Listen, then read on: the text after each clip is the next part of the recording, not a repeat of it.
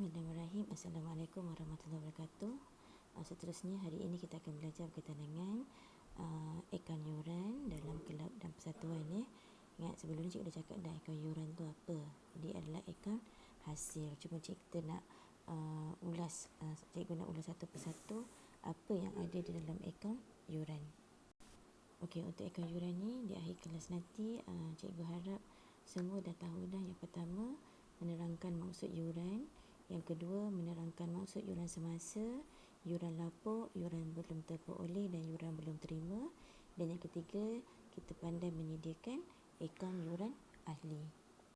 Okey, kita pergi yang pertama. Apakah yang dimaksudkan dengan yuran? Okey, cikgu dah bagi tahu dah sebelum ni. Sama yuran kita ada 3. Yang pertama, kita ada yuran pendaftaran. Okey, yuran pendaftaran ataupun kita namakan juga sebagai yuran masuk. Okey, yuran masuk. Maksudnya bila dia mula masuk je kelab tu, dia kena bagi yuran pendaftaran dan yuran masuk. Okey. Yang kedua, kita ada yuran ahli. Okey, yuran ahli inilah yang kita akan kutip tiap-tiap bulan tu. Okey, sama ada kita namakan dia sebagai yuran tahunan, okey, ataupun bulanan, ataupun lagi satu saya kata dia mingguan. Ada juga yang kelab ambil mingguan kan, mingguan. Okey. Dan yang ketiga kita ada yuran pertandingan. Yuran pertandingan. Kalaulah kadang-kadang kita cakap juga ini sebagai kutipan pertandingan. Okey, kutipan pertandingan. Kalau kita ada buat pertandingan apa-apalah untuk kelab kita, untuk kita nak tambah kita punya dan kita punya dana lah, kita punya hasil. Okey. So sekarang ni yuran ini ialah sebenarnya dia adalah hasil kita dalam kita punya kelab, hasil utama kelab lah. Okey. Okey, jadi cikgu ulang semula kat sini. Yuran merupakan, dia adalah sumber pendapatan utama bagi kelab dan persatuan yang dibayar oleh setiap ahli. Okey, dan ingat dia ada 3 jenis. Ini jenis yuran lah ni. Okey, jenis yuran ada 3. Okey. Okey, seterusnya menerangkan maksud yuran semasa, yuran lapuk, yuran belum terperoleh dan yuran belum terima. Okey, cikgu jelaskan dulu yang berkaitan dengan yuran masuk. Okey, yuran masuk pula, yuran semasa. Okey, tapi sebelum tu, apa yang dimaksudkan dengan perkara ini semua adalah merujuk kepada yuran ahli sahaja. Okey, yuran ahli sahaja. Okey, sebab ini adalah pendapatan utama kita. Yang paling utamalah. Kalau ahli tak bayar yuran, habislah. Kita tak adalah duit untuk kita nak gerak apa-apa kan, untuk kita punya kelab. Jadi yuran semasa ni maksudnya yuran yang kita mesti terima pada bulan semasa, pada yuran yang mesti kita terima. Okey, yang kita mesti terima pada tempoh semasa. Okey, tempoh tu semasa tu apa maksud dia? Kalau bulan Mac lah. Kalau untuk tempoh sampai Disember, so maknanya sampai tempoh Disember tu lah yang kita terima tu berapa. Okey, tu yuran semasa. Okey, biasanya yuran semasa ni ialah apa yang berada kita punya dekat bank kita lah yang kita dapat tu. Okey. So, yang kedua ialah yuran lapuk. Okey, yang kedua yuran lapuk. Yuran lapuk ni apa pula? Sebelum ni kita dah kenal belanja hutang lapuk. Hutang lapuk tu belanja. Yuran lapuk ni pun belanja juga kepada kelab. Sebab apa? Yuran lapuk ni, yuran tu sepatutnya ahli tu dah bayar. Sebab tahun kedua pun dia tak bayar. Tahun ketiga pun dia tak bayar. Rupa-rupanya dia tak ada dah. Ataupun memang dah tak dapat nak dicari lagi dah. Okey. Jadi kita pun istiharkan dia sebagai yuran lapuk lah. Maknanya yuran yang memang dah tak dapat nak diterima. Okey, yuran yang dah tak dapat nak diterima, nak dikutip lagi lah. Okey, nak dikutip lagi dah tak boleh dah. Kutip pun dia tak bayar, ataupun dia dah mungkin dia dah tak nak jadi ahli lagi ke apa ke, dia dah tak nak dah. Okey. Yang ketiga, yuran belum terima. Ni yuran belum terima. Maksudnya apa? Ini kita dah belajar dah tingkatan 4. Yuran yang sepatutnya kita dah bayar, yuran yang sepatutnya kita dah terima tapi tidak diterima. Sepatutnya dah diterima tapi tak diterima. Okey, tapi tak diterima lagi. Okey, tapi tak diterima lagi. Okey. Beza dengan yuran belum terperoleh. Okey. Yuran belum terperoleh ialah kita tak sepatutnya terima lagi yuran tu, tapi kita dah terima. Okey. Yuran bulan hadapan ataupun yuran yang tidak sepatutnya diterima telah diterima. Okey. Cikgu tak senang ingat yang cikgu suka guna yang ini. Yuran yang tidak sepatutnya diterima tapi telah diterima. Okey. Diterima, tidak sepatutnya diterima tapi telah diterima. Okey. Ini maksudnya samalah. Okey. Kalau kat dalam buku teks dia tulis apa? Yuran belum terperoleh, yuran tahun akan datang yang telah diterima pada tahun kewangan semasa. Okey, yuran belum terima, yuran tahun perakaunan semasa yang masih belum diterima, sama. Yuran lapuk, yuran belum diterima pada tahun kewangan yang telah dihapuskan dalam tempoh perakaunan semasa kerana tidak dapat dikutip daripada ahli. Okey, yuran semasa, yuran yang diterima dalam tempoh perakaunan semasa. Okey, jadi perkara-perkara ini sangat penting. Okey, kalau ingat ya, yuran semasa, yuran lapuk, yuran belum terima, yuran belum terperoleh. Semua ini adalah merujuk kepada yuran ahli sahaja. Okey, so kita nak sediakan akaun yuran ahli. Macam biasalah tajuk dia akaun yuran ahli. Okey, akaun yuran ahli. Kalau you all nampak kan kadang-kadang dalam setengah buku tulis akaun yuran. Akaun yuran tu maksudnya akaun yuran ahli lah.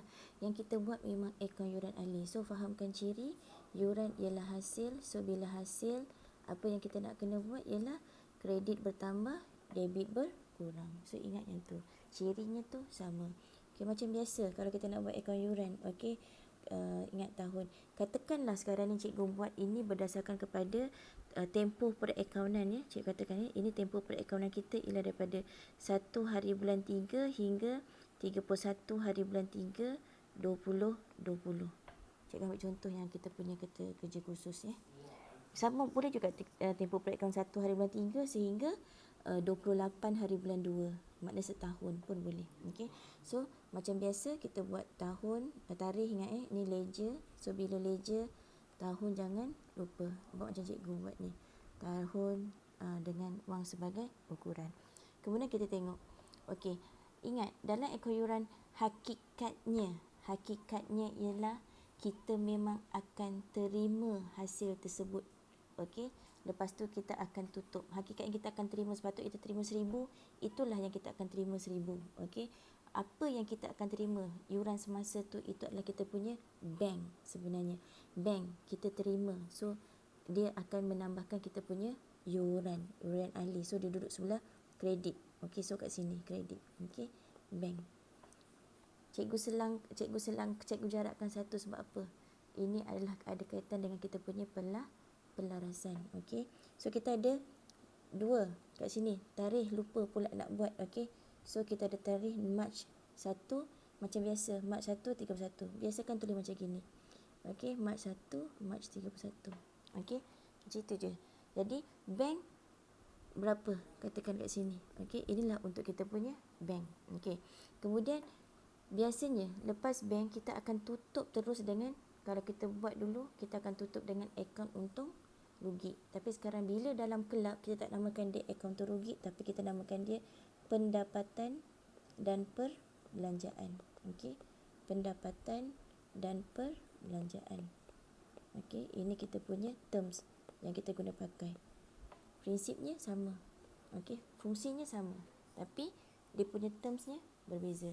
Jadi kat sini ingat, inilah yang kita katakan yuran semasa. Dan yuran semasa ni lah yang kita akan tutup. Jika yuran semasa kita memang yang kita sepatutnya terima 1,000, so dekat pendapatan dan perbelanjaan pun 1,000, so maksudnya kita tak ada yuran lapuk, kita tak ada yuran belum terima dan yuran belum terperoleh.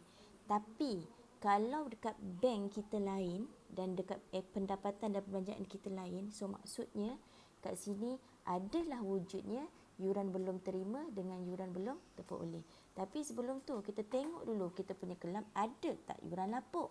Okey, kalau ada yuran lapuk, ingat bila ada yuran lapuk ni dia adalah belanja.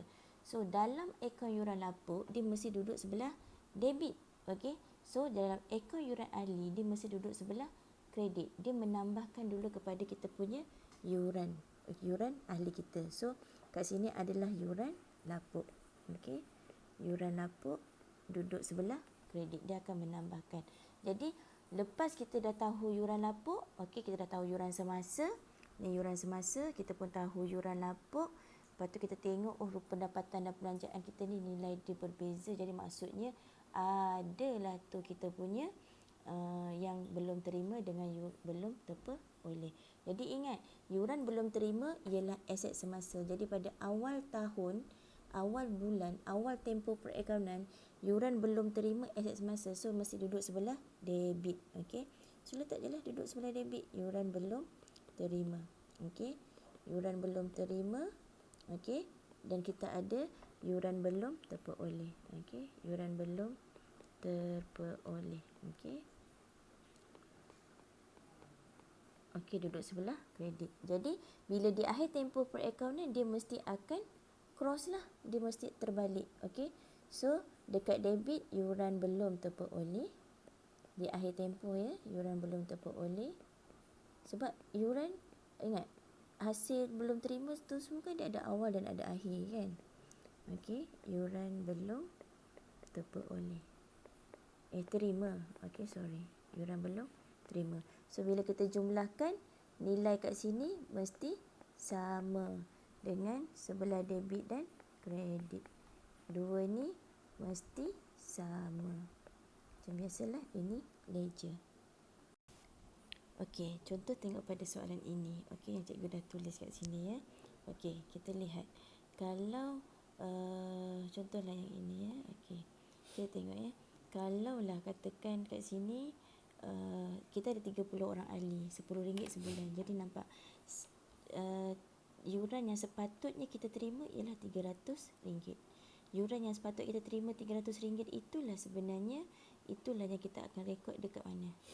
Itulah namanya pendapatan dan perbelanjaan. 300 tu kat sini. Okey. So ni settle. Okey. Lepas tu kita ada yuran semasa 270. Dia kata dah yuran semasa tu yuran yang kita terima. Itulah bank kita. So dia adalah 207. Bank 270. Okey. Kemudian kita ada YBT tu yuran belum terima, YBTO tu yuran belum terperoleh. Okey. Kita ada yuran belum terima awal 60 dan yuran belum terperoleh awal 50 dan akhir. Jadi kita tinggal isi je lah. Okey. Awal kita ada 60, akhir kita ada 30. Okey. Kemudian awal kita ada 50. So akhir WBTO akhir kita ada 20. So kita tinggal masukkan. Jadi nampak kat sini. Bila kita kira kat sini, sini dah 380. 380. Tapi kat sini kita dapat 350. So kurang 30. Sebenarnya kurang 30 itu adalah yuran lapuk. Kenapa yuran lapuk? Okey, kita tengok kat sini. Sepatutnya yuran belum terima awal kita terima 60, tapi akhir kita dapat 30 je. Jadi maksudnya kalau dalam soalan tu kata ada 30 itu dianggap sebagai yuran lapuk, kita masukkanlah sebagai yuran lapuk. Okey. Kalau tidak, dia akan tulis juga kat situ sebagai 60. Okey. Jadi barulah kita balance kat sini 380. Okey, ada setengahnya ya.